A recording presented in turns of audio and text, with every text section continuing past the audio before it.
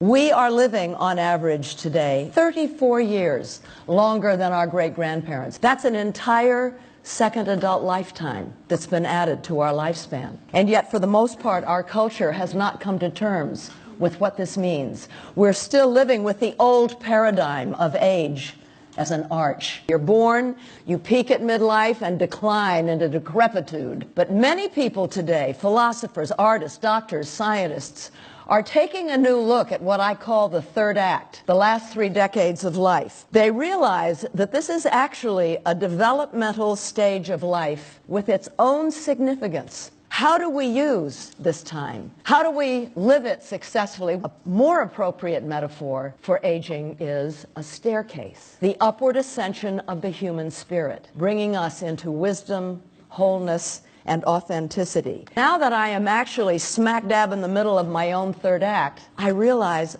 I've never been happier. The entire world operates on a universal law. Entropy, the second law of thermodynamics. Entropy means that everything in the world, everything is in a state of decline and decay, the arch. There's only one exception to this universal law, and that is the human spirit, which can continue to evolve upwards, the staircase. We're all born with spirit, all of us, but sometimes it gets tamped down beneath the challenges of life, violence, abuse, neglect. We can feel unfinished. Perhaps the task of the third act is to finish up the task of finishing ourselves. I realized third acts are important. This was my last act. How was I supposed to live it? What was I supposed to accomplish in this final act? And I realized that in order to know where I was going, I had to know where I'd been. And so I went back and I studied my first 2 acts. Perhaps the central purpose of the third act is to go back and to try,